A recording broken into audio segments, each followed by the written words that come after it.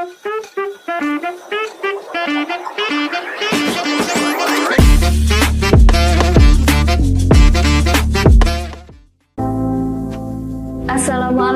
warahmatullahi wabarakatuh.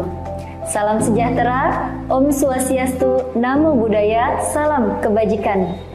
Sahabat Pamong Desa, selamat datang kembali di podcast kami. Bersama saya Ulfa Julianti.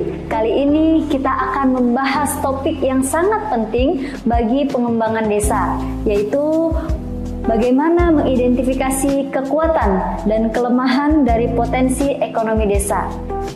Dan potensi ini meliputi berbagai macam sektor, mulai dari pertanian, pariwisata, dan ini menjadi sangat penting bagi aparatur desa dalam menyusun strategi yang dapat mengembangkan ekonomi di desa agar menjadi lebih efektif.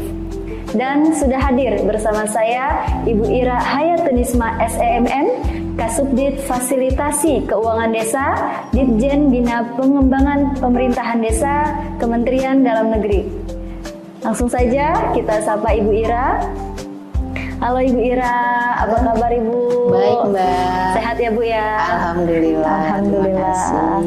Ya Bu Ira, bisa tolong dijelaskan Bu, mengapa identifikasi potensi ekonomi di desa itu menjadi sangat penting bagi pembangunan desa? Ya betul Mbak, karena memang awal langkah pertama ya yang harus diambil bagi pemerintah desa adalah merancang strateginya dulu ya, strategi apa yang memang menjadi potensi dari desa tersebut ya. Kalau misalnya dia lahan di desanya itu subur, mungkin dia lebih tepat adalah untuk pertanian gitu ya, atau mungkin dia di daerah pantai ya, itu mungkin lebih ke perikanan, pertambakan, atau mungkin juga bisa wisata bahari seperti itu. Baik Bu, jadi identifikasi ini sangat membantu ya Bu dalam menyusun strategi apa yang tepat dan lebih tepat sasaran begitu ya Bu ya? Ya tepat sekali ya, karena memang kalau kita mengetahui apa yang menjadi kekuatan atau potensi kita, itu kita akan lebih fokus dan lebih efektif Mbak. Ya baik Bu Ira, bisa nggak Bu dijelaskan lebih rinci tentang apa saja sih kekuatan dari potensi ekonomi di desa?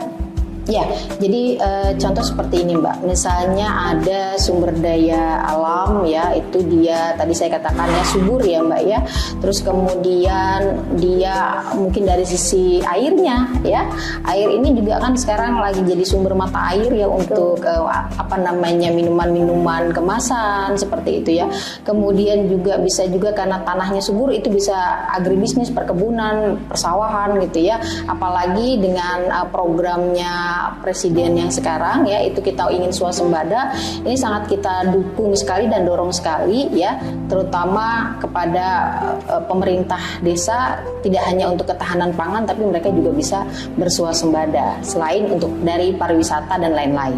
Jadi banyak sekali ya Bu potensi di desa yang bisa menjadi sumber ekonomi gitu ya Bu? Betul sekali, dan itu kita ingin manfaatnya itu internal dulu, baru bisa dia kembangkan menjadi untuk keluar gitu ya, keluar dari desanya. Nah, kita tadi berbicara tentang bagaimana potensi desa itu bisa menumbuhkan ekonomi. Artinya itu adalah kekuatan gitu ya Bu. Lantas apakah ada kelemahannya Bu?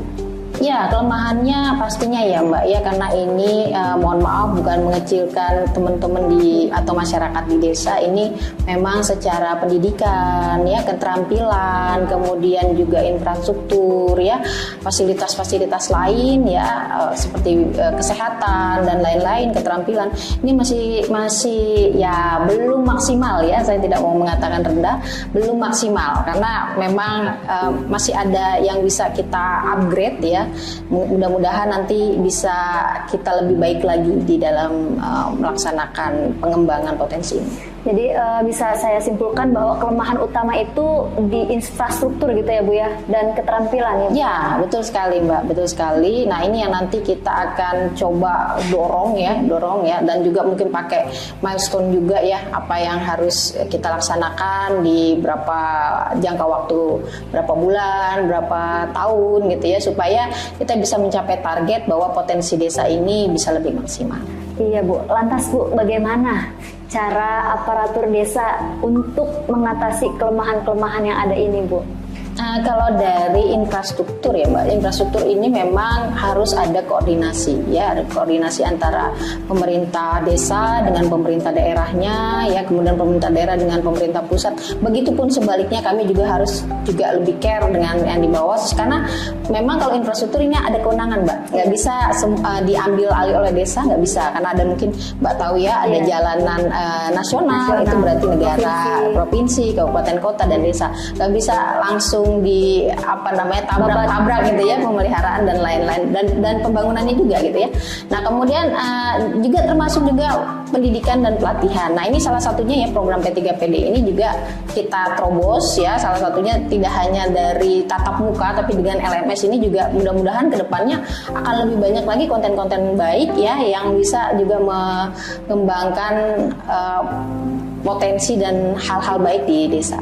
Jadi penting ya Bu, kalau aparatur desa itu untuk terus menjalin koordinasi ya Bu ya? Ya betul sekali, karena kan ya namanya hanya di lingkup desa gitu ya, sedangkan kita ini negara gitu ya, ya harus sekali kita harus saling koordinasi. Ya, baik Bu Ira, terakhir nih Bu, bagaimana Bu cara menganalisis dan partisipasi masyarakat menjadi langkah awal yang penting Bu?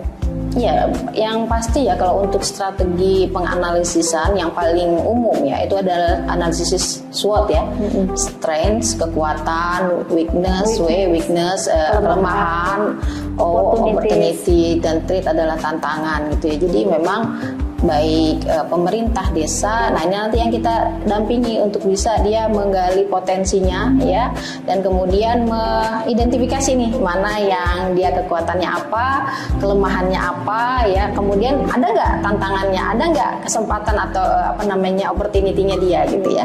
Nah seperti itu Mbak, jadi dia bisa berkembang ya potensinya dan juga lebih maksimal. Seperti itu. Baik, luar biasa. Terima kasih Bu Ira atas penjelasan yang sangat informatif ini. Semoga informasi ini bisa bermanfaat bagi para aparatur desa dan kepada sahabat-sahabat pamong desa yang mendengarkan podcast kali ini. Semoga bisa bermanfaat dan meningkatkan ekonomi di desa. Baik, terima kasih kembali Bu Ira atas kehadirannya. Sahabat Pamong Desa, demikian podcast kali ini berkaitan dengan pengembangan ekonomi desa. Bagaimana mengidentifikasi kekuatan dan kelemahan potensi ekonomi desa. Bersama saya Ulfa Julianti, kita bertemu kembali pada podcast Pamong Desa berikutnya. Assalamualaikum warahmatullahi wabarakatuh. Salam Pamong Desa.